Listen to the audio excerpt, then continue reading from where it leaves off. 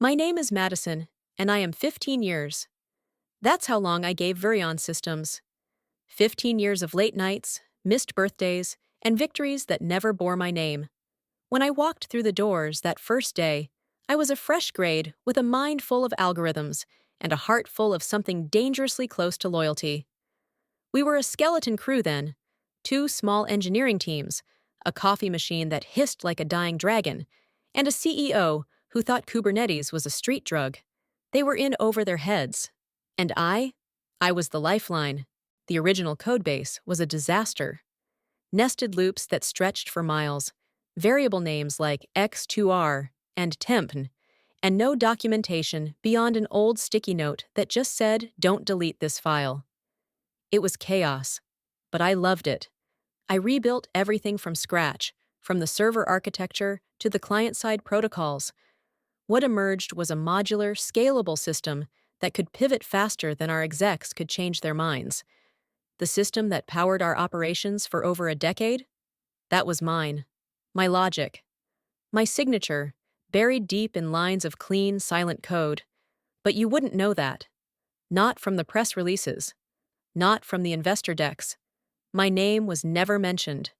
Credit was always redirected to whichever VP had lunch with the board that week. I was Madison from IT, the woman who makes the thing go. Not the architect, not the strategist, just the fixer.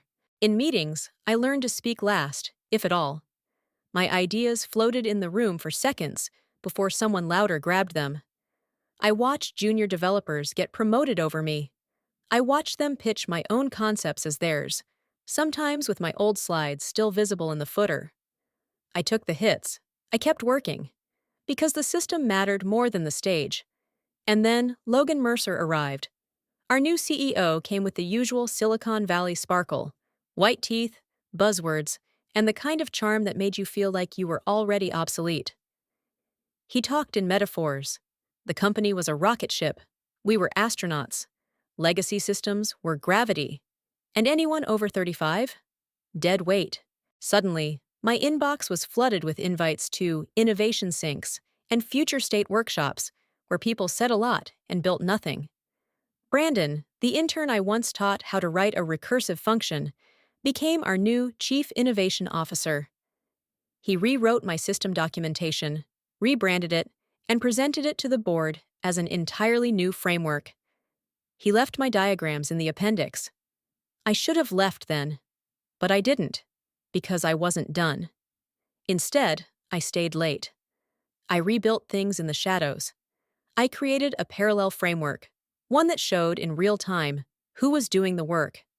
Contribution maps, latency graphs, project impact models. I ran quiet pilots inside my department, refining the metrics. My team loved it. They saw themselves in the data, finally. But upstairs? They weren't watching. Then came the meeting. Restructure alignment sync. Mandatory, the calendar said. The kind of invite that doesn't need a body text. I wore black, not out of spite, out of mourning. 3 people were waiting: Logan, HR, and Brandon. Logan didn't sit. He leaned against the edge of the table like he was on a TED stage. "Madison," he began, in that tone people use when they think they're doing you a favor. "We've been reviewing departmental structures.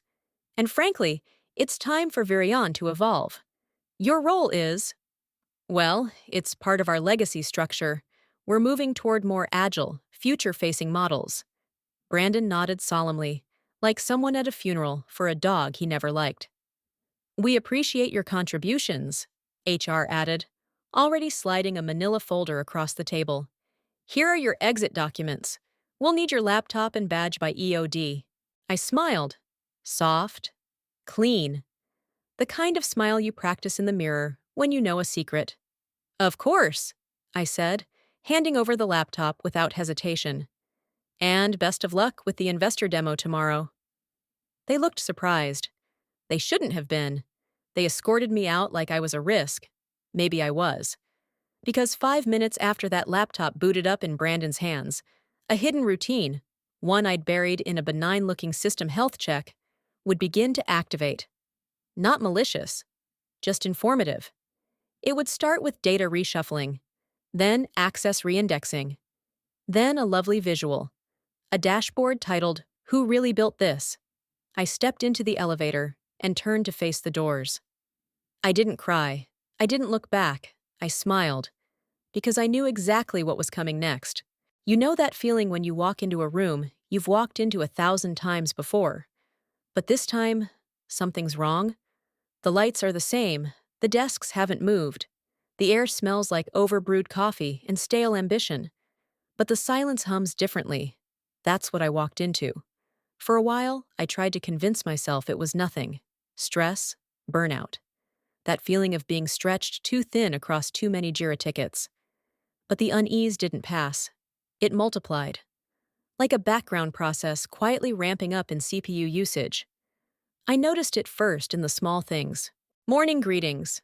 I used to get a dozen before my second sip of coffee. "Hey, Madison? Morning, Mads?" That week, radio silence. Slack messages that once buzzed like static in my ears were gone. Threads moved without me. My name wasn't tagged. I wasn't CC'd. At first, I thought the thread had closed without me. Then I realized they'd started a new one. Without me. Then came Leo. Leo, with his boy genius persona and startup hoodie 2 sizes too smug. He'd been at the company less than a year, fresh out of some overpriced boot camp and talking like he invented Kubernetes. The kid couldn't troubleshoot a recursive loop without Googling it, but suddenly he was shadowing Brandon, sitting in on architecture calls, giving pitches. About my system. The back-end architecture I had built line by line was now being diagrammed by someone who barely knew how our load balancer failed under duress. I watched from my corner of the conference room. No one introduced me anymore. While Leo confidently discussed a new microservices model he prototyped, I felt like I was being haunted by my own shadow. At first, I told myself to be patient. I'd seen new talent come and go. Egos usually burst on contact with production. But this wasn't ego. This was orchestration. HR started having meetings. Quiet ones. Doors closed. Blinds drawn. People emerged with faces that said too much and nothing at all. I'd walk by and conversation would pause, like someone had pulled the audio cable. Then one day, I walked past conference room 6A and heard my name. When Madison's offboarded, Leo can assume repo control. He's been briefed. I stopped. Offboarded? A chill went down my spine. I leaned closer. She won't make a fuss. She's not the type. That was Logan, calm, efficient, like he was removing a broken printer. "Just make sure the laptop's turned in before the investor demo," Brandon added. "We'll need it for the walkthrough." I stepped back. My hands were cold. They were going to fire me. They were planning it. I sat at my desk in a daze for an hour. Every corner of my system, the lines of code, the rollback scripts, the authentication tree, flashed through my mind like old memories in a dream. And beneath all that, something darker stirred. Polaris. It started as a joke, a safety net, a contingency plan I wrote in a whiskey-fueled rage 2 years ago after my performance review came back satisfactory while my work was praised anonymously in an internal newsletter. I called it Polaris, after the star you follow when you've lost your way. Polaris is a dormant trigger embedded deep in the system's backbone, invisible unless you know the name. It watches, not actively, but passively. It waits for two specific conditions: the deactivation of my administrator credentials and the activation of a demo protocol on the same device I last used. If both happen, if they fire me and use my laptop for a client or investor-facing demo, Polaris wakes up. It doesn't break anything. That would be obvious. No, Polaris is smarter than that. It injects latency into database calls, randomizes the timestamps on logs, alters response codes subtly, just enough to create anomalies. Enough for a demo to fail without clear reason. Enough to make the system look unreliable. I never meant to use it. But now I sat at my desk and watched Leo hover near my terminal like a crow circling roadkill. I watched HR eye me from behind their frosted glass. And I knew. It wasn't paranoia anymore, it was preparation. Brandon pinged me that afternoon. Quick sync at 4? CEO wants to talk alignment. Alignment. God, they love that word. I replied, sure, I'll bring my laptop. At 3:58 p.m., I saved my last update, cleaned up the desktop, shut down my session. And I enabled one final flag in Polaris. Just one. An echo log. Because when it activates tomorrow, during their golden demo in front of half the investor board, I want the system to log one thing in the admin console. Just one line of text, clean and sharp. System instability detected. Root cause. Madison not found. The morning I was fired, everything outside looked annoyingly perfect. The sky was that too saturated shade of blue. Not a single cloud in sight. Birds chirped in synchronized optimism, as if the universe had missed the memo that today was my professional funeral.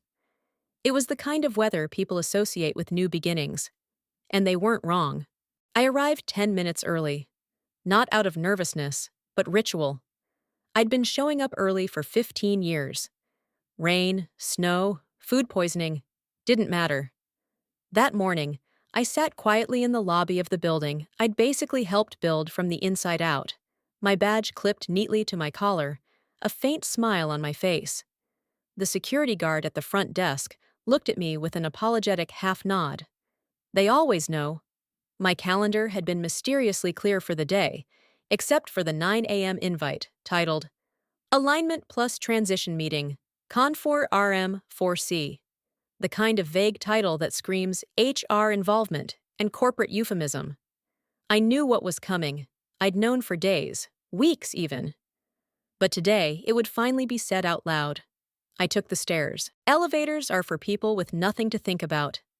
I needed every second of that climb to steady myself, not because I was afraid of what they'd say, but because I already knew what would follow, and it was so much bigger than a pink slip. When I opened the door to Conference Room 4C, it felt like walking onto a movie set. Too clean, too staged. 3 seats were filled. Logan, our fresh from a TED Talk CEO, with a jawline that made investors swoon. Tessa from HR, always clutching a folder like it held someone's soul. And Brandon, innovation czar, eternal opportunist, and the only man I'd ever seen copy-paste his way into a promotion. Madison, Logan said, standing and gesturing to the empty seat, like this was brunch. Thanks for coming in early. He didn't wait for me to sit before diving in. We wanted to speak with you today to acknowledge your immense contribution to Virion. Honestly, what you've built, what you've sustained, it's been foundational. Foundational, like bedrock, like a thing buried and walked on. But as you know, the company is entering a new phase. A modern, agile direction.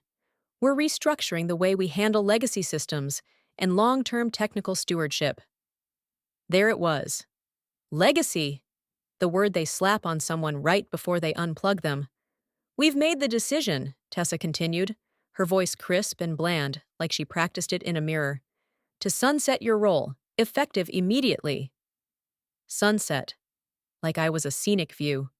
You'll receive a severance package, she went on. Standard terms. Final paycheck processed by end of day. Cobra options are in the email we just sent. Brandon still hadn't looked up. I think he thought it would be easier not to see my eyes. I just nodded. No protest, no shock. Because I knew something they didn't. Well, Logan said, smiling faintly. Thank you again. We really mean that. I stood, lifted my company-issued laptop, and placed it gently on the table. The room was silent. I didn't even have to say goodbye. That machine, still warm, still logged in, would be used tomorrow for the biggest investor demo this company had ever staged, and it was about to become their biggest liability. Polaris had already started. While they were busy pretending to be gracious, my dormant line of defense was coming online. It had been idle for years, invisible to security audits, posing as a benign dependency with a name no one questioned, lib.core legacy. It wasn't malware, it wasn't destruction. It was doubt, coded meticulously, woven into the system like a strand of DNA. When I walked out of the building, They probably thought they'd seen the last of me, that I'd go home and cry over LinkedIn job postings, that I'd disappear. But the real show was just beginning. Polaris had a very specific trigger. My admin privileges revoked, demo mode activated on my machine, and investor-facing environment synced. Once that trifecta hit, the dominoes would start falling, quietly at first. A small log discrepancy, a graph that doesn't render. Then, latency. Not enough to crash, just enough to make someone frown at the screen. And then the messages. Data inconsistency detected. Origin, unknown. Recommendation, rollback. Just subtle enough to shake their confidence. Just confusing enough to make Leo sweat. Because when they'd try to debug it, nothing would make sense. The system would resist in ways no documentation could explain. Because I never documented it. Polaris was undocumented by design. Its error paths mimicked known bugs. The logs looked like data corruption, but weren't. Every engineer brought in to fix it would find themselves chasing shadows. Until they reached the core log. One phrase. System anomaly detected. Root cause, Madison not found. I took a slow breath as I reached the sidewalk. My badge still hung from my neck. I unclipped it and dropped it into the security drop box outside, the final ceremonial act of closure. But I didn't feel closed. I felt alive. It was almost poetic, really, the way the world kept spinning while theirs started to fall apart. I chose a quiet cafe, tucked away from the main rush of downtown. A place with uneven wood floors and worn-out cushions on the chairs, where no one was in a hurry, and the barista always hummed along to the slow jazz leaking out from the corner speakers. I used to come here when I needed to think, when code wouldn't compile or life felt too heavy. Now I was back, not to solve a problem, but to watch one unfold. I didn't bring my laptop, just my phone. And a clear mind. The espresso came in a small ceramic cup, balanced on a chipped saucer. I stirred it slowly, the sugar crystals dissolving into a perfect spiral. Outside the window, life carried on like nothing had changed. People in suits hustled down the sidewalk, oblivious. The same pigeons fought over the same scraps near the gutter. But inside Virion's headquarters, inside the digital heart of the system I'd built, something was happening. Something that no one but me understood. 9:30 a.m. sharp. That was their demo time, the one Logan had hyped to death. He called it the Vision Tour in the last all hands. Half the executive team had flown in for it. 24 potential investors. Over $100 million in potential funding on the line. And they were all about to stare at a screen that wouldn't obey. At exactly 9:31, my phone buzzed. A discreet notification, one I'd set months ago. Its icon a small, harmless-looking calculator app that was anything but. I tapped once, casually, like checking the weather. Polaris protocol activated. Phase 1, passive disruption initiated. Phase 1, just a taste. Inside their shiny boardroom, I knew Leo was sitting at the touchscreen display, trying to show off the new investor dashboard I had spent 5 years engineering to perfection. But instead of the clean, responsive metrics and glowing client projections, it would be hesitant. Graphs would stutter. Pages would take half a second too long to load. A few buttons might mysteriously do nothing. They wouldn't panic. Not yet. They'd chalk it up to Wi-Fi or a bad build. At 9:35, another buzz. Phase 2, session token interruption. Forced logout executed. I smiled into my espresso cup. The moment Leo clicked back into the Analytics tab, he would be logged out, immediately, silently. He'd try again and again. But the system would no longer recognize his session credentials. Every attempt to access the admin panel would return a clean but chilling message. Session expired. Please contact your administrator. Problem was, the administrator no longer worked there. Back in the cafe, I took a bite of my croissant, buttery and warm. A hint of raspberry hidden in the center. Perfect. At 9:40, my phone lit up. Logan Mercer, calling. I watched it ring. 1, 2, 3, 4 times. Decline. Immediately, a message popped up. Madison, hey, we're having a weird access issue. Can you take a quick look? No greeting, no apology. Straight to the need. Another message followed 90 seconds later. Leo's locked out of the console. We tried Brandon's login. Same issue. Can you remote in and do a reset? A third one arrived before I could even roll my eyes. We have investors in the room, Madison. Please, this is serious. I sipped my drink. Slow, measured. This was always the part people underestimated. The silence. They expected anger, vengeance, dramatic exits. They didn't expect peace. They didn't know what it looked like when a woman had been planning her exit for years. At 9:47, Phase 3, system flag triggered, anomaly logs injected. That was Polaris's last gift. The moment someone tried to trace the bug, they'd find the logs, dozens of them, carefully layered across modules, all non-destructive, all misleading. Brandon would think it was a versioning issue. Leo would accuse the build server. Someone from DevOps would suggest a DNS loop, and every single one of them would be wrong. Because this wasn't sabotage. It was a locked door. Nothing broken, nothing burned. But no way in. Unless you had the key. At 9:52, Logan texted again. This is spiraling. The investors are getting nervous. We need access. Please respond. And then, after a long pause, I know we didn't handle your transition perfectly, but you're better than this. Let's talk. We can work something out. I let the screen dim in my hand. Because here's the truth. I wasn't being vindictive. I hadn't stolen anything. I hadn't even deleted my access logs. I just wrote a line of code years ago that said, if I ever stop existing in this system stops pretending it's fine. That wasn't revenge. That was reality. I hadn't burned the house down. I'd just taken my key and shut the front door. And no one inside knew how to open it again. My espresso was nearly gone. Outside the window, a little boy chased pigeons in the sunlight. A bus rumbled past, trailing diesel and noise. The world continued, gloriously unaware that in one glass tower just a few blocks away, panic was spreading. I leaned back in my chair, exhaled, and smiled. Morning light spilled through the blinds, like it didn't care that the corporate world was catching fire a few miles away. I lay in bed a little longer than usual, not because I was tired. Truthfully, I hadn't slept so well in years, but because I wanted to savor the stillness. The kind of quiet that doesn't scream with responsibility or forgotten deadlines. Just soft light, warm sheets, and the hum of a world that no longer owned me. Then my phone buzzed. One notification, then another, and another. I sat up, eyes still bleary, and tapped the screen. Reuters. Virion demo fails in front of key investors. System crash or sabotage. TechCrunch.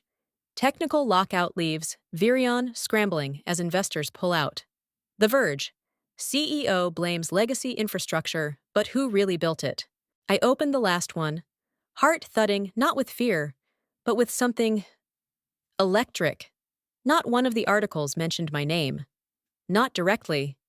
They quoted Logan and Brandon, fumbling through statements like, we're currently investigating a temporary systems issue related to a permissions cascade. Our demo was impacted by unforeseen login complications, not indicative of long-term stability. We are confident in our team's ability to resolve this quickly. Sure, Logan. Tell them how confident you were while your golden boy Leo got locked out of a platform he didn't understand. In front of a room of silent, skeptical investors, sipping overpriced espresso, and wondering why your six-figure slide deck couldn't connect to a functioning dashboard. Because that's what Polaris did best. It didn't scream disaster. It whispered, maybe you bet on the wrong horse. My phone continued to light up. Some messages were vague. Wow, what did you do? Some were quiet affirmations. You don't know me, but I interned under a guy you mentored. Just wanted to say thanks. Others came from people I hadn't heard from in years.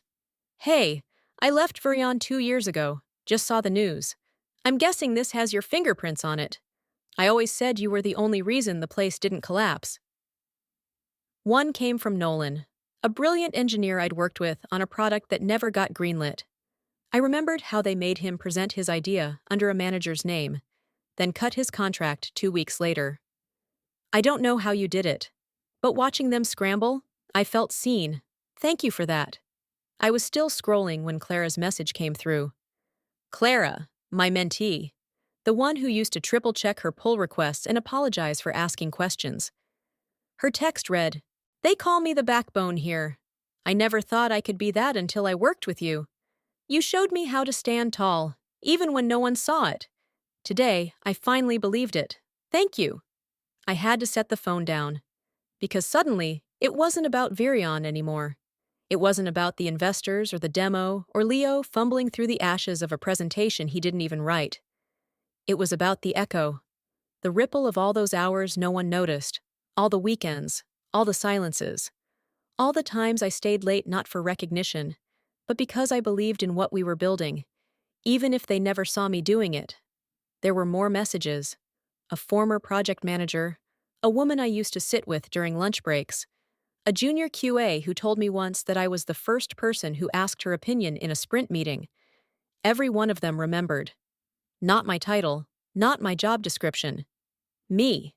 And that's when it hit me. This wasn't a defeat. It wasn't a collapse or an end. It was a beginning. Because the real thing they didn't understand, the thing Logan, Brandon, and every other executive in that glass tower never figured out, was that I was the system. Not just the code, not just the architecture, but the glue, the trust, the quiet culture of people who did things right because someone believed in them. Without me, they had slides and branding and overpriced consultants, but no soul. And now, with every message, I saw the shape of something new forming. Not revenge, not pettiness, something bigger, a foundation. What if I didn't just disappear? What if I built something from this? Something that didn't treat people like tools or threats. A company that saw the builders and the architects, that didn't wait for systems to collapse before realizing who was holding them together. As I stood to pour a fresh cup of coffee, the last message of the morning came through. It was from a venture firm, not one of the ones Virion had chased. This one had been watching from the sidelines. Waiting. Their message was short, but powerful. "If you're thinking of building something, we'd like to talk." I smiled into my cup. No, this wasn't the end. This was the moment I started over. But this time, on my terms. The first thing I did after the chaos settled wasn't to look for a new job. It wasn't to update my resume or post a dramatic exit message online. It was to open a drawer. Not the digital kind, no cloud document or Slack archive. This was a physical drawer in the corner of my apartment, the one I hadn't opened in almost 3 years. Tucked beneath a stack of old tech meetup lanyards and unopened developer swag was a worn leather notebook. I sat cross-legged on my floor, notebook resting on my thighs, heart thudding. The pages smelled like time, ink and graphite, and stale coffee from late nights, when hope was louder than exhaustion. I flipped past the early doodles, the draft UI sketches, the failed acronyms. And there, about a third of the way in, I found it. Axis. The name I'd come up with before Virion, before burnout, before Betrayal ever had a chance to find me. The dream I'd shelved because I was told over and over, there's no market for that, or worse. That's not how the industry works. Axis was more than a platform. It was a philosophy, a digital space where users controlled their own information, where data couldn't be mined, resold, or manipulated, where the default settings honored privacy, where every piece of architecture, from back-end to UX, was designed to respect the person on the other side of the screen. I ran my fingers over the sketch of the first page, a skeletal outline of a system that didn't need to exploit people to survive. And for the first time in years, I whispered out loud, "What if I built this now?" I knew who to call. Grace answered on the second ring. "Madison," she said, cautious but warm. "Do you remember Axis?" There was silence for a beat. Then a breath of laughter. "You still have that notebook?" "I do, and I think it's time." She didn't ask what happened at Virion. She already knew enough. Instead, she said, "I'm in. Tell me when and where." We set up shop in her garage that same weekend. The place still smelled faintly of motor oil and lemon cleaner, but she'd cleared out a workbench and hung up a whiteboard. Extension cords snaked across the concrete. Two folding tables, mismatched chairs, and an old standing fan in the corner completed our high-tech startup vibe. I brought takeout and my laptop. Grace brought her sarcasm and a laptop held together with stickers and spite. We started slow, reworking the architectural flow. Just sketching at first. Rebuilding trust. Not with each other, but with the work. Because both of us had been burned before. We weren't going to chase venture capital. We weren't going to write pitches for people who'd ask us about ROI and monthly active users before we even wrote the first line of code. We didn't need their money or their permission. Axis wasn't being built for them. It was for us. For users.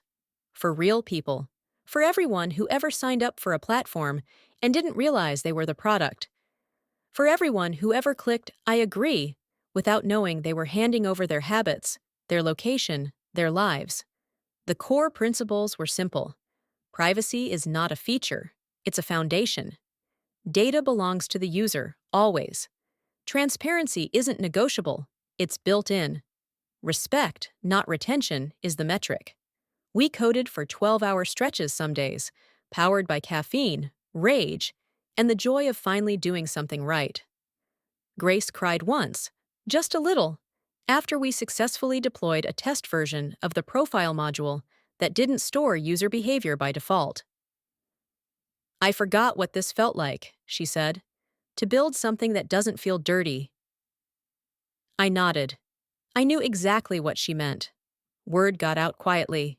Grace posted a teaser online, just a screenshot of a login interface with the words, "Your data, your rules." We weren't ready for what happened next. Former colleagues messaged us, designers, devs, QA analysts, people who'd walked away from tech disillusioned, broken, underestimated. People who were still there, but silenced. They didn't say, "Can I invest?" They said, "Can I help?" And for once, we didn't have to explain ourselves. We weren't starting a business. We were starting a movement. Axis wasn't flashy, but it was real. It was clean, thoughtful, and unapologetically user-first. We'd built an authentication model that didn't rely on surveillance. Our data engine didn't log behavior unless the user explicitly opted in. And our interface was quiet, minimal, comforting. By the end of the first month, we had a working prototype. Not perfect, but it worked. I remember the first time we logged in using a test profile. Just a name, no tracking, no ad IDs. Just us. I sat back in my chair, exhausted and exhilarated. Grace leaned her head back and exhaled. "You know this is going to make some very powerful people very uncomfortable, right?" "Good," I said. "Let them feel it." Because this wasn't just a comeback. This was the answer to every ignored voice, every stolen idea, every silent woman in a conference room watching someone else take credit for her code. This time, the platform was ours, and no one was ever going to lock us out again. The glass in the conference room windows caught the late morning sun just right, bouncing it across the polished table like a quiet promise. I looked around. The chairs were filling. The air held the familiar tension of deals in the making. But this wasn't like all the other boardrooms I'd stood in, because this time, I wasn't here to ask for a seat. I'd built the damn table. 6 investors, each one experienced enough to hide excitement behind skepticism, filed in with portfolios, notebooks, and sleek laptops. They weren't the trendy venture capitalists in hoodies and Allbirds. These were quiet, cautious veterans. The kind of people who'd seen hype crash 100 times and learned to wait for the code to speak. Good. I preferred it that way. Grace sat beside me, posture relaxed, but eyes sharp. She had on her lucky denim jacket with the fading elbow patches. On my other side, Jonah Park, ex-co-founder of Refract, and now a surprising ally, was flipping through the summary doc we'd prepped. His expression unreadable, as always, but I knew he was with me. I still couldn't believe how fast it had happened. 1 month ago, I was walking out of Virion. No title, no plan. Now, now Axis was real. It wasn't a dream or a sketchbook scribble. It was a functioning platform, built from code we wrote ourselves. And this room full of investors wasn't some validation I needed. It was simply the next phase. But what I felt wasn't nerves. It was clarity. I clicked the remote. The main screen lit up with our logo, Axis, in a soft serif font. Beneath it, 3 words faded into view, one by one. Privacy, power, people. No splashy animations, no slogans, just truth. This, I said, stepping forward, is what should have existed years ago. I let the silence hang. In a world where every platform asks you to trade your identity for access, we built something that does the opposite. Grace pulled up the live demo. Axis loaded instantly. A clean, calm UI. The login page didn't ask for your phone number or push you to connect with your social media. Just a simple form, and a small note beneath it. You own this. I walked them through our core features. Encrypted by default. No behavioral tracking. Clear user-first terms. Full control over every piece of data stored.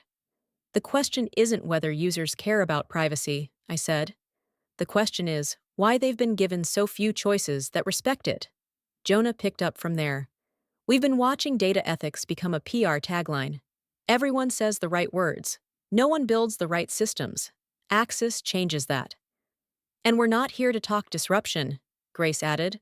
We're not trying to break things. We're here to build properly, sustainably, and with users at the center. One of the investors, a quiet woman in a black blazer who had been flipping through our deck, leaned back in her chair. Isn't this what Virion was supposed to be? She asked. There it was. I smiled. Yes. And it was. Until the wrong people were put in charge of the right ideas. Another investor spoke up. What makes you think you can succeed where others failed? I looked him straight in the eye. Because I was the one who built it the first time, I said. And I'm not hiding in the background anymore. I'm not coding in silence while someone else pitches my work. I'm here, leading it, shaping it, and no one gets to rewrite this version but me. I expected silence. What I got was a slow nod from Carla, the woman in the blazer. I've been in this business a long time, she said. I've seen a lot of polished decks, but I can tell when something wasn't born in a marketing meeting. This feels different. Another investor folded his hands. And if we come in, what does that mean for control? Grace answered that one. We're not selling the mission. We're partnering to protect it. Axis won't be stripped for parts. This isn't about exit strategy. It's about entry into a space no one has built properly yet. There was a long pause, the kind that feels like waiting for thunder. Then Carla nodded. We're in. One by one they followed. No over-the-top cheers. Just steady, solid commitment. And that was all we wanted. They didn't want to run the show. They just wanted to be part of something real. I walked out of that room into the afternoon sun, not as a hidden name buried in source code. Not as a contributor. Not as someone who might get mentioned if the project went well. This time, I was the source. This time, my name was on the system, on the code, on the contract. And I wasn't seeking approval. I was offering a new way forward. This was no longer about survival. This was about ownership. Growth didn't come in explosive headlines or $100 million rounds. It came in the form of emails with no polish, quiet phone calls after hours, conversations that started with, I'm not sure who else to talk to. And that was how I knew Axis was working. We weren't building hype. We were building hope.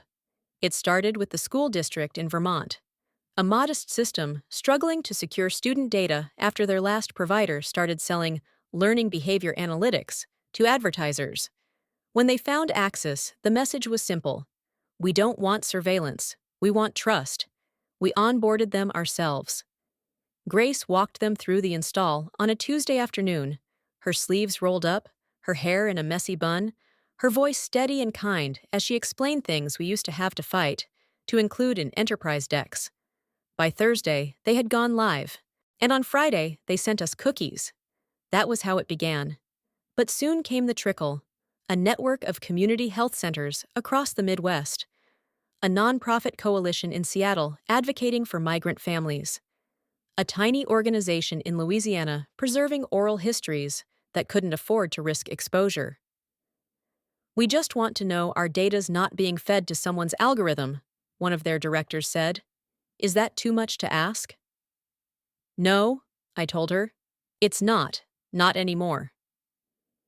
As Axis grew, so did my discomfort, but in an unfamiliar, almost exhilarating way. I was no longer the silent one in the corner, the fix-it-later technician. I was visible. People looked to me during planning calls. They quoted me in interviews. They emailed me asking not about bugs or back-end support, but about direction, and it was terrifying. The first time I had to lead an internal all-hands meeting, I thought I was going to be sick. I stared at my notes, rewrote them 3 times, then finally tossed them aside. When I stood in front of our growing team, 15 people, real salaries, real belief, I felt that old instinct rise. Shrink back. Let someone else take it. But Grace caught my eye from the front row. She gave me a look, not a smile, not a nudge, just a simple, grounding nod. So I spoke. About what we were doing. About why we were doing it. About how we weren't just giving people software. We were returning their autonomy. I told them we were builders, yes, but more than that, we were protectors. Not of profit, of dignity. And they clapped. Not because the speech was good, but because they saw something in me I was just starting to see in myself.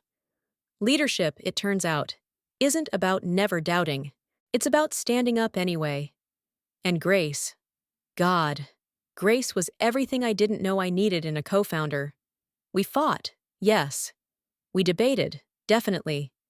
But she never once made me feel small, not like they used to, not like Logan or Brandon or Leo ever did when I tried to speak. With Grace, disagreement wasn't a threat. It was a shared map. She challenged me not to silence me, but to sharpen me. Late nights became our rhythm. Whiteboards became extensions of our minds. We finished each other's logic before it was even written. And when things got hard, when we hit bugs we couldn't untangle or partnerships that tried to bend our ethics, she was the one who reminded me why we started. Axis was no longer just a project. It was a sanctuary. We didn't build features for attention. We built them because small organizations, shelters, food banks, support groups, needed something that wasn't going to sell their souls to fund their operations. We made data deletion not a request, but a right. We made opt-in language human, not legalese. We embedded transparency into every setting like a heartbeat. And the users, they came. Not in droves, not from big press, but steadily, authentically, one by one. And with them came stories. Stories of a social worker who cried when she realized her client notes wouldn't be scanned by an AI engine. A youth group leader who used our anonymous chat feature to let kids talk without being traced. A woman in her 60s who said, "This is the first platform I've used that made me feel like a person, not a product." I read everyone. Some days I cried. Other days, I sat at my desk and stared out the window thinking, how did we get here? But I knew the answer. We got here because we never stopped believing that tech could be something more. Not fast, not viral, but right. We didn't raise capital to scale recklessly. We didn't hire people to fill quotas or impress anyone. We grew slowly, but deeply, deliberately. And for the first time, I wasn't worried about being enough. Because I'd already built something no one could take from me. Not a system, a community. It was raining the morning the article went live. Not a downpour, just a light, almost respectful drizzle. The kind of rain that doesn't soak through your coat, but asks you, gently, to slow down. I was in the middle of finalizing a release patch when I saw Grace's name pop up in our internal chat. Grace. Check your news alerts. Virion's trending. Again. I clicked the link with zero expectation. Another funding shortfall? A failed feature rollout? But the headline stopped me cold. Engineer quits Virion amidst allegations of gaslighting, culture of dismissal. I felt a strange pull in my stomach, like recognition before memory. Her name wasn't mentioned, but the article was specific. A senior back-end engineer. 4 years at the company. Left abruptly during a sprint week. Cited hostile communication patterns. Disrespect from mid-management. Public undermining. A toxic culture that rewards silence and punishes dissent. Her words, paraphrased but unmistakable, echoed off the screen. I was praised for solving problems and punished for pointing them out. I was labeled difficult for wanting accountability. I don't believe a good idea should have to wear a suit to be taken seriously. I sat back in my chair. My hands were still hovering over the keyboard, half frozen in the middle of typing a function. The rain outside whispered against the windows, soft and relentless. I didn't know her name, but I knew her. I knew the hallway she walked through. The fluorescent light buzz in the break room. The click of passive-aggressive heels from a manager who had once called me too passionate for architecture-level discussions. I knew the sting of watching a male peer repeat your idea verbatim after you'd been talked over, and seeing everyone finally nod. I knew the ache of invisibility in a room you'd designed the foundation for. Grace wandered into my office a few minutes later, a mug of tea in hand. "Second one this year," she said. "Third if you count that junior dev who just went quiet." I nodded. "It's not imploding, it's rotting." She raised an eyebrow. "You okay?" I blinked. I wasn't sure. The Madison of 2 years ago would have spiraled, would have read every line of that article, then read it again, searching for proof that she wasn't crazy, that she hadn't imagined it, that the culture had been broken all along. But I didn't spiral, because I knew now. It had never been about me being too intense, too direct, too stubborn, too much. It was that I had been too whole for a system that depended on fragmentation, on people breaking off parts of themselves to survive. They needed silence. I asked questions. They needed smiles. I gave truth. They needed shadows. I was light. Of course they'd rejected me. I wasn't broken. I was misaligned with them. And I wasn't anymore. Grace sat down across from me. We didn't say much, just sipped. Just let the weight settle, and then start to lift. "She'll be okay," I said eventually, referring to the engineer who left. "She will," Grace replied. "And maybe, if we do this right, we can make sure she finds something better on the other side." That hit me harder than I expected, because that was exactly what Axis had become. Not just a company, not just a platform, but a haven, a place where people like her, like me, could finally work with their full selves intact, where no one had to tuck their principles under their desk just to get through the day. I pulled up our internal dashboard. We'd just onboarded another advocacy group, a mental health network for at-risk youth. I watched the activity log tick upward. Anonymous sessions, protected logs, no third-party trackers, just clean, quiet, respectful interaction. I reached over and added a new flag to the upcoming feature roadmap: Community Onboarding Support Fund. A tiny budget, just enough to offer help to smaller groups that didn't have a CTO or a legal team, just people trying to protect their own. "I'm done," I said aloud. Grace looked over. "With what?" "Feeling like I have something to prove. To them. To that place." She nodded. "Took you long enough." We both laughed. I looked back at the article, at the ghost of my former self, etched into another woman's fight. And then I closed the tab. Not because I didn't care, but because I finally did, in the right direction. I wasn't clinging to what broke me anymore. I wasn't looking for apologies that would never come, or acknowledgments that meant nothing now. I had let go. And in the space left behind, something extraordinary had grown. Freedom, purpose, peace, and most importantly, power. My kind. The light in the office was different now. Not because of some renovation or fancy lighting change. We still had the same humming overhead fluorescence and the dusty amber spill from tall windows that faced the alley, but because everything felt warmer, softer, alive in a way that only something built with love can be. Axis had grown beyond what we dreamed in those early days of late-night coding in Grace's garage. We now had 2 offices, one in our city and another in a shared workspace out of state. Our team had doubled, then tripled. Carefully, intentionally. No inflated hiring sprees. No scaling for vanity. Just people we believed in. People who believed in us. The product was thriving, not in the we got featured in Wired kind of way, but in the steady heartbeat of daily use, of real people doing quiet, vital work. Shelters using encrypted messaging to coordinate safe housing. Clinics running confidential patient portals with full user control. Independent teachers building courses on our platform without data being sold to third parties. What we built wasn't flashy, but it mattered. And for the first time, I could see it clearly. This was success. Not the kind that shows up in tech headlines or investor decks, but the kind that shows up in emails that say, "We've never trusted a system like this before. You made us feel human again. Thank you for giving us a place to just be." And I, Madison, the once invisible, once dismissed, once overlooked, was at the center of it. Not in the shadows, not behind someone else's ego, but at the helm. There were still moments sometimes when I'd wake in the night and remember those Virion days. The way I used to shrink myself, fold my ideas into softer packages, sand down my voice so the room wouldn't flinch. I remembered the meetings where I wasn't called on, the product pitches where my diagrams were shown, but my name was never spoken. I used to carry that with me like a scar, but not anymore, because over time, something shifted. Logan stopped calling.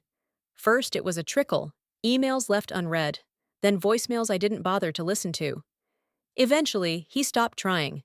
Maybe he finally understood that the silence wasn't a negotiation tactic. It was a boundary. I didn't even check in on Virion anymore. I had no appetite for watching it stumble or fall, not because it didn't deserve it, but because I didn't need that story anymore. My story had moved on.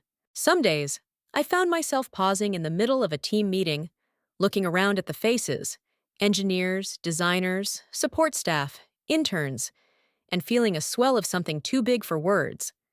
Pride, yes, but also something gentler. Peace.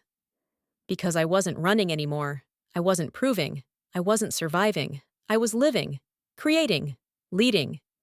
Grace, ever steady, ever brilliant, was still by my side. Our collaboration had deepened into something rare. Two minds building together, without ego, without jockeying for power. We were partners in every sense. She challenged me. I steadied her. We dreamed big, but we built with care. And every decision we made was rooted in the question we started with. What would a system look like if it were built for dignity? We found the answer in the quiet, in users who didn't want to be tracked, in nonprofits who needed safety, not scale, in communities who had long been ignored by mainstream platforms. They didn't want bells and whistles. They wanted trust. And that's what we gave them. I sat in my office one evening as the sun dipped behind the city skyline, casting golden light over the carpet and the corkboard full of thank you notes from users. I reached into my drawer and pulled out the old leather notebook, the one that started everything. The sketches were still there. The idea, crude and raw, but intact. What I had dreamed when no one listened. What I had protected in silence until I could finally build it out loud. I ran my hand over the page, not with longing, but with reverence. Because this was the victory, not the fall of the company that wronged me, not the silence of the man who tried to take my voice, but the existence of this, of Axis, of a platform that cared, of a company built from the bones of rejection into something unshakably kind. I stood up and looked out the window. The office behind me hummed with soft conversations, laughter, the tapping of keys, the kind of noise that feels like family, like home. My revenge wasn't fire, it was peace. And my victory, it was freedom. And I had earned every quiet, beautiful second of it. I never imagined I'd write something like this. Not because I didn't believe in stories, or in the power of truth told plainly, but because for most of my life, I thought my story wasn't worth telling. I thought I was just a worker, a piece of machinery that ran quietly in the background, a hand behind the keyboard, a voice in the meeting no one heard until someone else echoed it louder. So if you're reading this, and you felt that way, if you've questioned your value because the people around you refuse to see it, this is for you. Because I've lived both lives now. I've been the overlooked, the invisible, the one who made the engine run but was never allowed near the steering wheel. And now I'm the one who built her own machine. And I want to tell you what I've learned. 1. You're not too much, you're too real. If you've ever been told you're difficult, too assertive, too emotional, what they often mean is, you refuse to make yourself smaller so they can feel bigger. You challenge the way things are done because you know they can be better. That's not defiance. That's vision. Don't lose it. The world is already full of people playing it safe. What it needs is more of you. The real, whole version. The version that doesn't apologize for caring deeply, for dreaming loudly, or for noticing what others ignore. 2. You don't have to win their game. For years, I stayed in a place that shrank me. I thought if I just worked harder, played along, proved myself over and over again, they'd let me lead. That they'd finally say, "You were right. You belong." They didn't. And when I finally walked away, I realized why.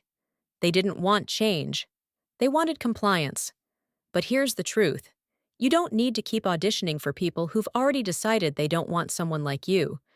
You can build something new. You can define success on your terms, not theirs. 3. Revenge isn't loud, it's quiet, and it's yours. I used to think revenge meant bringing them down, exposing them, proving they were wrong.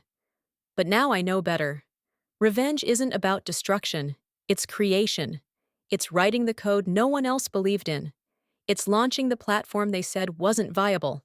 It's building something so good, so ethical, so damn human that the systems that rejected you don't even make sense anymore. And when they finally notice, you'll already be too far ahead to care. That's real power. 4. There are others like you. Find them.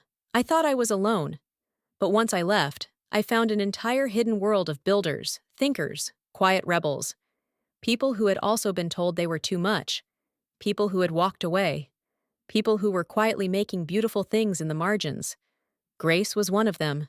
And together, we made something we couldn't have created alone. Axis was never just about software. It was about remembering who we are when no one is watching. Find your people. Or better yet, build the kind of space where people like you finally feel safe. 5. Let go of the anger when you're ready, not before. Not because someone tells you to, but when you're ready. I held on to my resentment for a long time. I let it fuel me. And that was okay for a while. It kept me going when nothing else could. But when Axis grew, and our users sent us messages thanking us for protecting them, and our team started talking about dignity like it was a default, I felt something shift. I wasn't angry anymore. I was free. That's when I realized I didn't need them to fail for me to succeed. I had already won. Not because they collapsed, but because I created. Not because I proved them wrong, but because I proved myself right. So now it's your turn. If you're still stuck in a system that makes you doubt your own brilliance, hear me when I say, you don't have to stay. You are not broken. You are not too ambitious, or too emotional, or too hard to work with. You are simply too whole for a place that profits from people being fragments. Leave if you need to. Start something if you can. And when the world tries to make you feel small, remember this. Somewhere, a woman you've never met built a company that honors privacy, transparency, and respect.